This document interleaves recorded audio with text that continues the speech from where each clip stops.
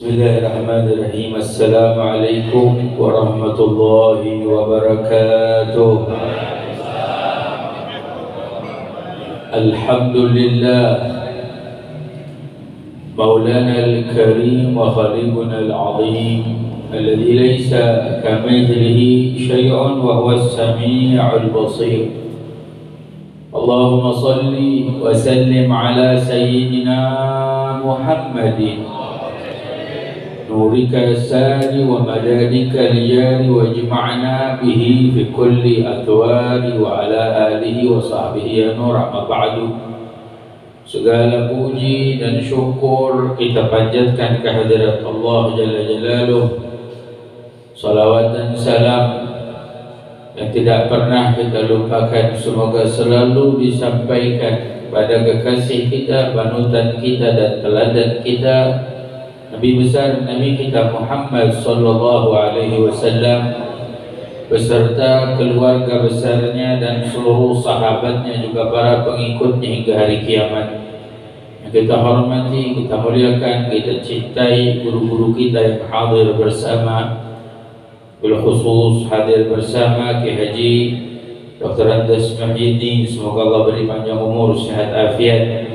Hadir bersama Ki Haji Abdul Raji Marja, Ki Haji Muhaimin, orang tua kita Ki Haji Ramadhan Afif, juga Ustaz Suwandi, Ustaz Hidayah, Ustaz Cepi, Sujana, para asatidzah lainnya yang mohon maaf nama-namanya tidak bisa disebut satu persatu, wabil khusus segenap pengurus Masjid Jami' Darul Wasi'ah. Mudah-mudahan Allah Subhanahu wa taala berikan panjang umur, sehat afiat. Juga para hadirin hadirat jamaah salat subuh FS 3G, mudah-mudahan semua Allah panjangkan umurnya, disehatin badannya, Allah luaskan rezekinya, Allah mudahkan segala urusannya dunia dan akhirat. Alhamdulillah, kita beruntung bersyukur pada pagi hari ini kita bisa mengawali hari kita dengan duduk bersama menunaikan fardu, duduk bersama berzikir, bersolawat kepada Nabi Muhammad SAW. Ini merupakan rezeki terbesar yang kita buka di dalam hari kita. Sebab nikmat seperti inilah yang insya Allah akan kita bawa sampai pada kematian kita. Yang insya Allah majlis seperti ini yang bakal nolongin kita sampai kita di dalam kubur. Majlis seperti ini yang bakal nyelamatin kita sampai nanti kita jumpa dengan Allah Subhanahu wa taala. Karena hadirin hadirat, hakikatnya dari dunia semua kita tinggalin. Nggak ada yang kita bawa. Istri nggak kita bawa, wala suami bawa, wala anak dibawa, semua nggak ada yang dibawa. Harta, benda, rumah, mobil, motor, apapun yang kita punya, nggak ada satupun yang kita bawa. Tapi insya Allah pengajian yang seperti ini bakal kita bawa sampai jumpa kepada Allah. Amal soleh yang kita lakukan inilah yang bakal kita bawa sampai kita berjumpa kepada Allah Subhanahu wa taala. Hadirin hadirat, Rasulullah sallallahu alaihi wasallam Allah berikan salah satu keistimewaan. Tadi dibacain ayat diantaranya tentang mukjizat Isra dan Mi'raj. Banyak keistimewaan, di antara keistimewaan yang diberikan oleh Allah kepada Nabi Muhammad, Allah perlihatkan sama Nabi hal-hal yang tidak dilihat oleh manusia biasa. Uridat alaih, diperlihatkan oleh Allah, dinampakkan oleh Allah Subhanahu wa taala. Sampai dari pertama penciptaan Allah sampai nanti manusia ahli surga masuk surga, ahli neraka masuk neraka, sudah diperlihatkan kepada Nabi Muhammad, sudah diperlihatkan kepada Rasulullah. Bahkan di dalam hadis sampai Nabi mengatakan uridat alaiya thawab ummati, amalan umat saya, pahalanya, kebaikannya semua diperlihatkan.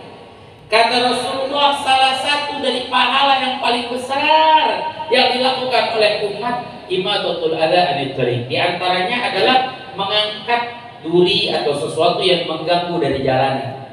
Kayak kita ngangkat paku, ngangkat beling, daripada kena orang kita angkat. Itu pahalanya besar, udah diperlihatkan pada Nabi kita Muhammad. Nabi sendiri yang mengatakan.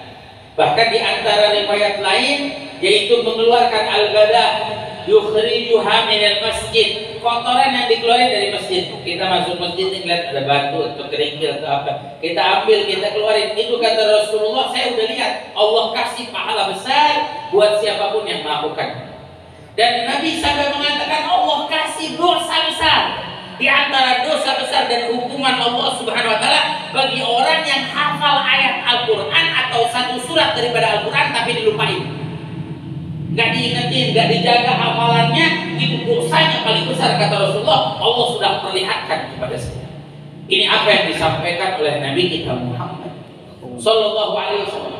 Kemudian ada salah satu yang istimewa dari hadis Nabi sallallahu alaihi wasallam, di mana disebutkan dalam Sahih Al-Bukhari.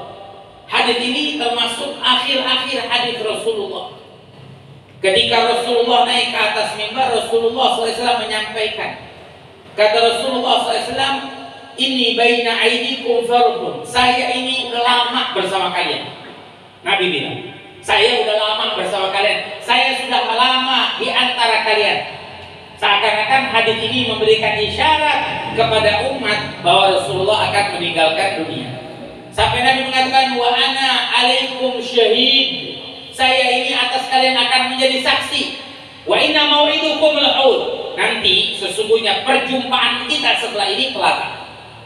Nabi janjiin di mana perjumpaan kita, di telaga yang insya Allah Allah berikan pada Nabi, yaitu telaga Al-Kautsar, supaya kita bisa minum bareng dengan Nabi Muhammad SAW. Kata Nabi SAW, wa inni la'anzuru ilaihi min maqami hada. Nabi sendiri yang mengatakan, dan sesungguhnya saya udah melihat telaga dari tempat saya berdiri. Bikin istimewa yang Allah berikan pada Nabi. Di saat Nabi berkhutbah, kata Nabi, saya udah lihat tuh telaga dari tempat saya berdiri. Bahasanya udah kelihatan di hadapan Rasulullah SAW. Tapi apa kata Rasulullah pesannya? Lastu akhsha alaikum an tusyriku. Saya, kata Nabi, gak takut. Artinya apa? Maknanya ketika Nabi meninggalkan dunia, saya gak takut kalian itu syirik. Saya gak takut kalian menjadi musyrik. Saya gak takut kalian tidak menyembah Allah. Saya gak takut. Karena apa? Nabi yakin insya Allah umat Nabi dijaga oleh Allah Subhanahu wa ta'ala. Tapi apa? Walakin akhsha alaikum dunya tanafasuha. Tapi yang saya takutkan, kata Nabi, tentang dunia atas kalian dan kalian perebutkannya. Ini akhir daripada ucapan Nabi. Sampai periwayat hadis mengatakan, saya yang meriwayatkan ini setelah itu gak jumpa lagi dengan Nabi Muhammad SAW. Gak ketemu lagi dengan Nabi, artinya Nabi meninggal setelah itu. Nabi berpesan kepada kita, kata Nabi, saya gak takut umat jadi syirik, kagak takut. Selagi mereka sholat ibadah, gak takut saya. Tapi yang saya takutin adalah dunia yang diperebutkan. Yang sekarang luar biasa, kita jadi saksi semuanya. Di dunia lagi pada direbutin. Yang fotonya pada di mana-mana. Lagi ngurusin urusan dunia. Ya mohon maaf Pak, berapa banyak orang rebutin dunia, belum dapat dunia udah pada dipanggil duluan sama Allah. Udah dijemput duluan sama malaikat Israel. Jadi maknanya apa? Maknanya bukan jadi perebutan buat kita. Dulu Sayyidina Umar bin Abdul Aziz waktu pertama kali dipilih, wahai Umar bin Abdul Aziz, mulai saat ini kami semua masyarakat memilihmu untuk menjadi khilafah. Sayyidina Umar naik ke atas mimbar ngomong, saya Umar bin Abdul Aziz, saya nggak cocok, nggak pantas jadi pemimpin. Tolong yang hadir di sini pilih siapapun dari kalian yang jadi pemimpin. Saya kagak pengen. Lah orang-orang soleh dulu sampai ada orang yang soleh udah ketahuan ibadahnya, ketaatannya, nggak cinta sama dunia dipilih, udah engkau jadi pemimpin. Pura-pura gila aja, biar kagak dipilih. Kalau orang dulu ini mah orang soleh, ya mudah-mudahan yang lain juga pada soleh-solehah. Yang sekarang yang mau dipilih biar pada soleh-soleh, tapi bukan maknanya jadi sampai jadi perebutan. Yang perebutan makna di sini sampai jadi kekisruhan, sampai berselisih, sampai ribut satu sama lain, yang sampai gara-gara urusan perebutan dunia ini menghina ulama, ngejelekin guru, satu sama lain ribut, saudara sama saudara berantem, tetangga sama tetangga, sampai gak ada akur-akurnya, gak ada kedamaian. Makanya saya ingin sampaikan, biar apa? Ayo kita jangan sampai menjadikan itu semuanya salah satu cara menjadikan kita ribut, berselisih. Jaga kedamaian, jaga kesejahteraan, ketenangan yang Allah Subhanahu wa ta'ala berikan buat kita. Lah kita tinggal doa minta Allah, ya Allah, mudah-mudahan nih setelah ini urusan pemilihan Allah beri kedamaian, dikasih pemimpin yang baik, yang memimpin bawa negeri kita pada kebaikan. Amin ya Allah ya Rabbal. Jangan sampai hal-hal yang seperti ini. Dalam hadis lain, riwayatnya nggak beda jauh. Sampai Nabi mengatakan dalam Sahih Muslim, kata Nabi sallallahu alaihi wasallam, inna syaitan qad aisa an ya'budahul muslimun. Setan ini udah putus asa, kata Nabi, ganggu orang-orang yang sholat. Setan udah putus asa, udah nyerah. Bahasa kitanya setan udah ngangkat tangan, mau gangguin orang-orang yang sholat, setan udah angkat tangan. Kenapa? Artinya apa? Mau menjadikan orang-orang yang sholat ini supaya nggak menyembah Allah, nggak sholat, nggak ibadah Allah. Setan udah putus asa. Setan yang berusaha membuat orang-orang musyrik, siapapun dari mereka yang sholat, insya Allah dilindungi oleh Allah Subhanahu Wa Taala daripada sifat kesyirikan. Biar diingetin, siapa yang jaga sholat 5 waktunya betul-betul, insya Allah dijauhi daripada sifat syirik. Ini ucapan Nabi Muhammad. Makanya saya bingung kalau ada orang rajin sholat, sholat 5 waktunya nggak pernah ditinggal, cuman gara-gara ziarah kubur dibilang nyembah kubur. Nah ini beda nih. Ya kan, gara-gara seperti ini seakan-akan dia nggak percaya dengan ucapan Rasulullah. Padahal Rasulullah sendiri, ya mohon maaf, kita nggak ngehapusin sesuatu kecuali yang memang udah dihapus oleh syariat, dihapus oleh Rasulullah. Artinya apa? Kata Rasulullah udah dihapus kesyirikan dari orang yang sholat. Sifat kesyirikan dihapus dari orang yang sholat. Siapapun dari kita yang sholat 5 waktunya dijaga betul-betul, insya Allah dijauhi daripada sifat syirik. Ya, mereka baca maulid Nabi, mereka marhabana, ya kan ada orang di luar sana mau apa yang disuruh berdiri syirik, apa yang disuruh ziarah kubur syirik. Emang kita sujud sama kubur? Syirik mah sujud sama pot, baru syirik. Sujud sama pot, sama pohon, itu baru syirik. Lah orang sholat 5 waktu dijalani benar-benar dituduh syirik. Bahkan Imam Al-Habib Abdullah bin Husain bin Tahir dalam kitab Sulamut Taufik itu ada menyebutkan, nggak boleh kita ngomong sama orang, ini syirik, ini musyrik, ini kafir, ini Yahudi, nggak boleh. Sampai disebutkan ada orang yang nuduh orang kafir, sesungguhnya hakikatnya dia yang sudah keluar dari Islam. Itu ada dalam kitab Sulamut Taufik. Yang bilang engkau Yahudi, kamu orang Yahudi, kamu kafir, orang tersebutlah yang justru malah keluar daripada agama Islam. Ini disebutkan dalam kitab. Makanya kita nggak boleh menuduh orang syirik. Coba kita pahami. Kata Nabi, sesungguhnya syaitan udah putus asa menjadikan orang-orang itu supaya menyembah kepada selain Allah. Udah putus asa menjadikan orang-orang yang sholat untuk syirik. Tapi apa kata Nabi? Walakin fit tahrish ini. Tapi kata Nabi, syaitan itu berusaha dan tidak putus asa untuk apa? Tahrish bainihim, untuk membuat satu sama lain saling berselisih. Ini yang sekarang dibuat. Kerjaannya siapa ya? Kerjaannya siapa tadi disebut sama Nabi? Kerjaan setan. Yang buat ngadu domba kerjaan siapa? Kerjaan setan. Setan punya kelompok, Pak. Setan punya tim. Timnya kuat, Masya Allah. Kalah tim kampanye. Lihat buat orang supaya pada berantem, buat orang supaya ada ribut, buat orang diadu domba. Kita nggak lihat di media sosial berapa banyak ulama, kiai, habaib, ustaz, orang-orang muslimin semua diadu domba. Sama siapa? Sama timnya setan ini namanya. Bukan buzzer lagi, ini timnya setan. Karena Nabi yang menyebutkan, kata Nabi SAW, walakin ditahrish ini. Tapi mereka melakukan supaya satu sama lain saling berselisih, saling bermusuhan. Nungguin di hati-hati supaya ini benci sama ini dendam sama ini marah sama ini. Ini tugasnya siapa? Tugasnya setan. Makanya kita jangan ngikut-ngikut kelompok setan. Jangan diikutin, ngadu ini, ngadu itu. Buat ini satu sama lain biar saling ribut, saling berantem, biar akur, biar damai. Kita jaga ketenangan, kita jaga keindahan yang Allah Subhanahu Wa Taala berikan buat kita. Mudah-mudahan nih barakah FS3G Allah jaga negeri kita semua. Amin ya Allah ya Rabbal. Ya Rabbal Alamin. Ini yang kita harap, ini yang paling indah. Ya mohon maaf, kalau dunia nggak bakal kita tinggalin. Ya, dunia bakal kita tinggalin. Orang di luar sana lagi merebutin dipilih sama manusia. Orang di luar sana lagi pada berebut supaya dipilih sama manusia. Alhamdulillah saya bilang FS3G lagi pada berebut nih, hadir tiap subuh hari Ahad supaya dipilih sama Allah Subhanahu Wa Taala, supaya dicintai sama Allah. Orang-orang soleh, para walinya Allah, orang-orang yang dicintai oleh Allah, tiap waktu, tiap saat mereka berusaha mendekatkan dirinya kepada Allah supaya dipilih sama Allah, biar kita jadi hamba yang dicintai oleh Allah. Makanya jangan cuma dipilih sama manusia. Cuma dipilih sama manusia merugi kita, diakui sama manusia doang. Pengen kita diakui nama Allah Subhanahu wa Ta'ala. Makanya saya ajak, ayo, inti dari pesan saya yang pertama, jangan berselisih, jangan beribut. Jangan berhenti nih pengajian kayak begini, biar terus berjalan. Insya Allah ini jadi tabungan buat kita sampai di akhir. Yang kedua, pesan saya, ayo kita ingetin, kita semua bakal kembali kepada Allah. Berapa banyak orang yang berselisih, ribut, berantem, masalahnya belum pada selesai, umurnya udah pada selesai dulu. Cuman satu aja, pulang dari sini renungi ucapan saya satu aja, satu kalimat. Apa? Dunia cuman sebentar. Berapa panjang umur? 60, 70, naik ke 80 itu bonusnya udah banyak banget. Ya mohon maaf, melihat orang berapa Pak umurnya 80, Masya Allah, udah panjang umur banget itu kan. 80, sekarang berapa banyak orang 40, 50 udah pada gak ada. Saya punya teman Pak, seumuran saya, beda cuma 2 tahun, paling 37, 38. Dulu belajar sama saya di Yaman, Masya Allah orangnya baik. Anaknya Al-Habib Segaf bin Mahdi, Syekh Abu Bakar bin Salim. Itu kemarin 2 minggu lalu ngobrol sama saya di WhatsApp, sampai saya didoain girang banget. Itu sama saya lama gak ketemu, pulang dari Yaman 16 tahun baru ketemu kemarin.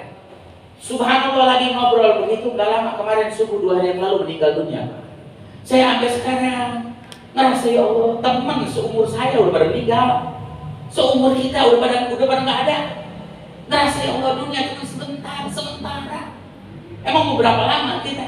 Emang ada di sini yang hidupnya abadi, hidup selamanya kagak mati-mati? Saya cium tangannya itu orang, ya, dia kagak mati-mati dia, Masya Allah. Kagak ada kullu nafsin dha'iqatul maut. Jangankan kita, jin aja dimatiin sama Allah, malaikat bakal mati pada saat itu. Sampai disebutkan di dalam satu riwayat, nanti malaikat Israil yang nyabutin nyawa manusia, nyawa makhluk, nanti sama Allah terakhir disuruh nyabut nyawanya sendiri.